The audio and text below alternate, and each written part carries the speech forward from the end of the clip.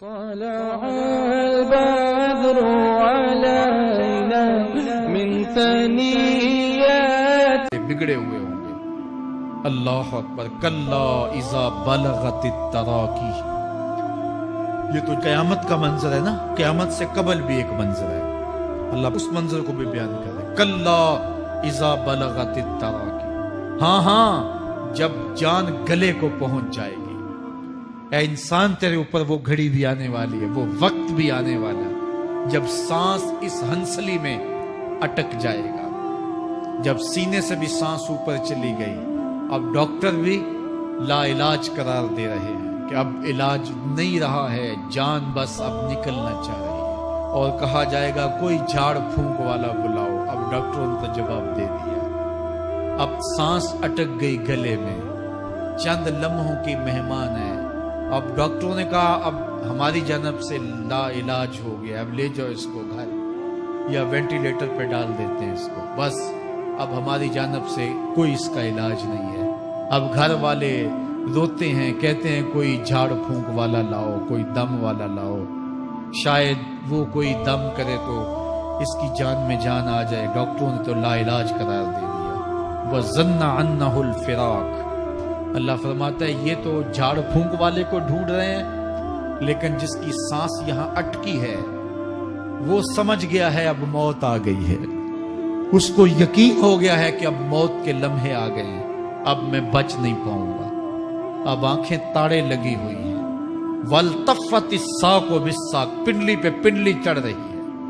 جب موت آ جاتی ہے تو پھر پنڈلی سے پنڈلی لپٹ جاتی ہے، اس کو پھر جدا کرتے ہیں اور جدا کر کے دونوں انگوٹھے باندھ دیتے ہیں تاکہ پنڈلی کے اوپر پنڈلی نہ چڑھے.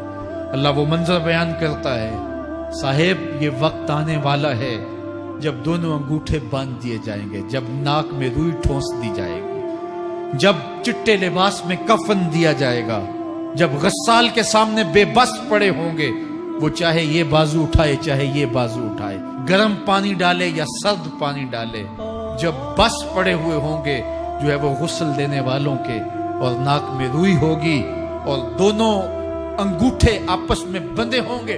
یہ محل، یہ ماڑی، یہ کوٹھیاں، یہ بنگلے جس کو سویر شام لگ کے حلال حرام کی تمیز کیے بغیر بنایا تھا. غوث اعظم رضی اللہ تعالیٰ عنہ بولے مکان بنا رہا ہے، بسیں گے اور حساب تو جا کے دے گا.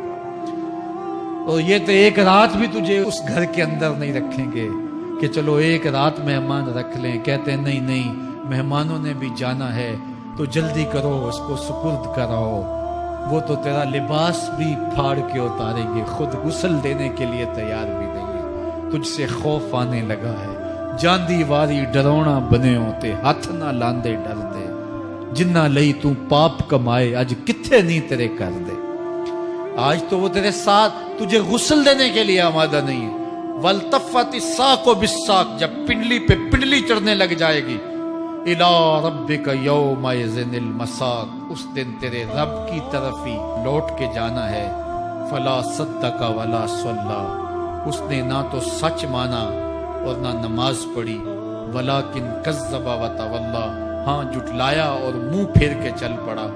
ثُمَّ ذَهَبَ إِلَىٰ أَهْلِهِ يَتَمَطَّىٰ. پھر اپنے گھر کو اکڑتا ہوا چلا. اولا لک فاولا ثم اولا لک فاولا.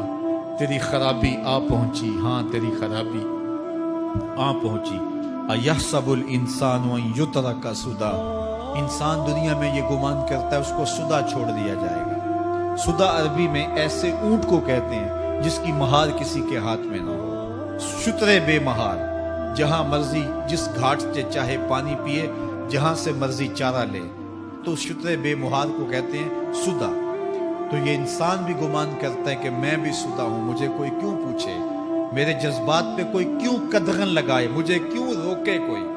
بالخصوص جوانی کے ایام کے اندر جوان کو بڑا ہوتا ہے کہ کوئی مجھے کیوں. وہ تو ماں باپ کے کہنے میں بھی نہیں آنا چاہتا. وہ کہتا ہے کیوں مجھے روکتے ہیں، میری جوانی ہے، میرے جذبات ہیں، مجھے آزادی سے جینے دو، کیوں میرے راستے میں رکاوٹ بنتے ہو، میں سدا ہوں. اللہ فرماتا ہے نہیں، ایک اونٹ تو سدا ہو سکتا ہے، جس کو میں نے اشرف المخلوقات بنایا ہے اس کو تو سدا نہیں چھوڑوں گا، اس کو تو پابند بناؤں گا حکام کا. اب وہ کہتا ہے کہ نہیں یہ کیسے دوبارہ اٹھائے جائیں گے؟ اب دوبارہ وہی بات پھر آ گئی، الم یک نطفۃ من منی یمنا۔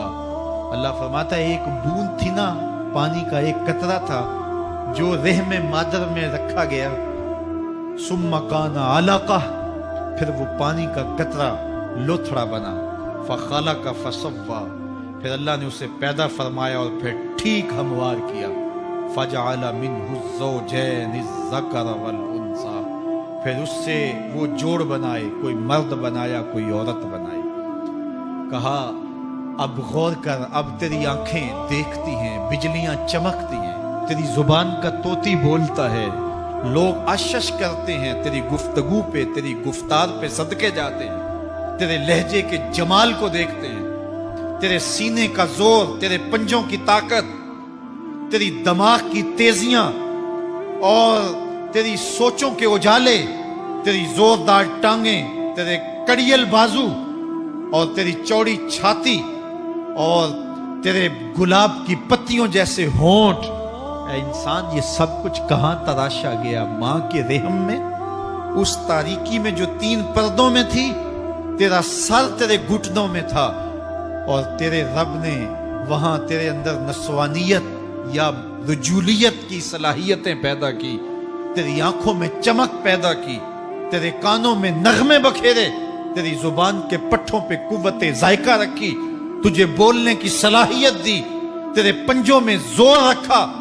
آج تو مفتی شہر ہے، آج تو علامۃ الدہر ہے، آج تو قاضی القضات ہے، آج تو منسٹر ہے، آج تو وزیر اعظم ہے، آج تو پہلوان ہے، آج تو شہزادہ ہے، آج تو بادشاہ ہے، آج تو زوراور ہے، آج تیری طاقت کے کیا کہنے۔ آج شیروں کو تو نچا لیتا ہے، ہاتھیوں کو تو بٹھا لیتا ہے، آج تو بڑا زوراور گھڑ سوار ہے، آج تیری طاقت کے کیا کہنے۔ تو کشتی کرتا ہے، زمانہ دیکھنے آتا ہے، آج تیری طاقت کے شوہرے ہیں، تیری عظمت کے تنتنے ہیں، لیکن انسان تو ایک ناپاک قطرہ تھا اور رحم مادر میں تھا۔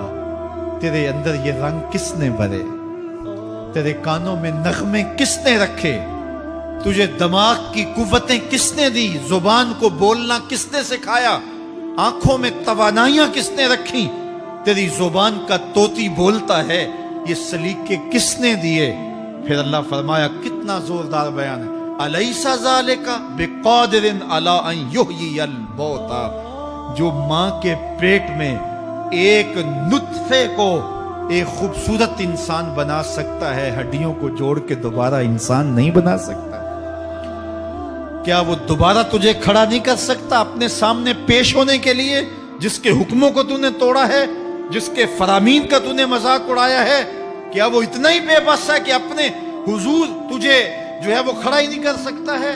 جس رب نے تجھے ماں کے شکم میں شکل دی، حضرت شیخ فرید الدین عطار بولتے ہیں، سانے کستی سلاتی می شود، ایسا کاریگر ہے مٹی سے بادشاہ بنا ڈالتا ہے۔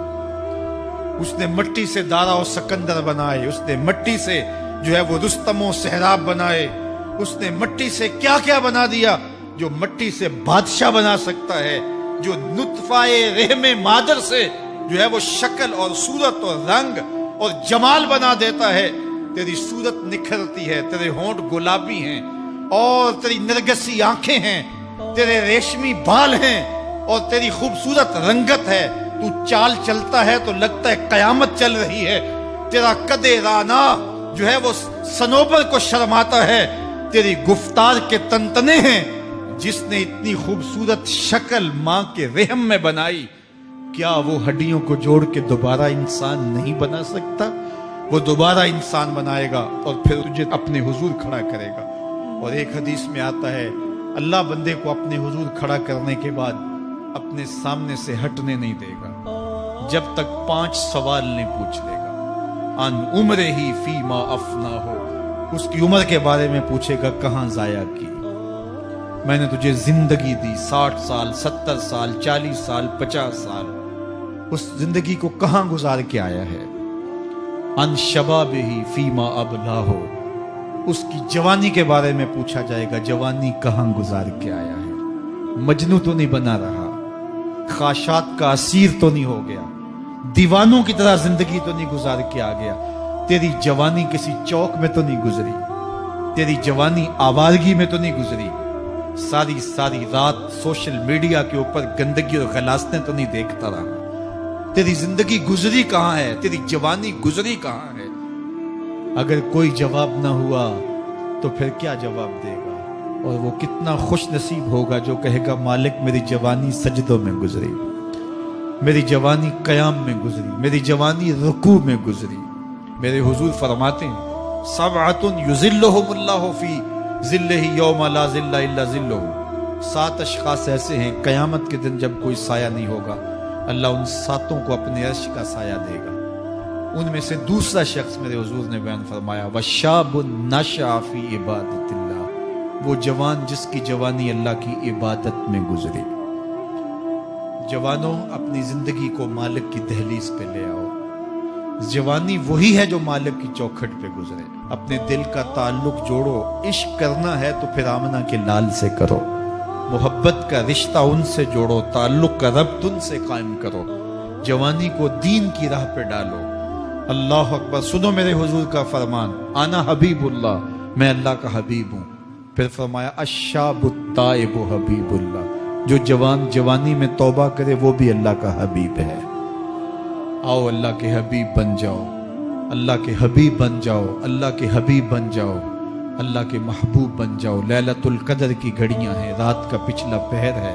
اللہ کے حضور یہ عہد کر کے اٹھو مالک جو زندگی گزر گئی گزر گئی, آئندہ جوانی کا ایک ایک لمحہ تیرے لیے گزرے گا.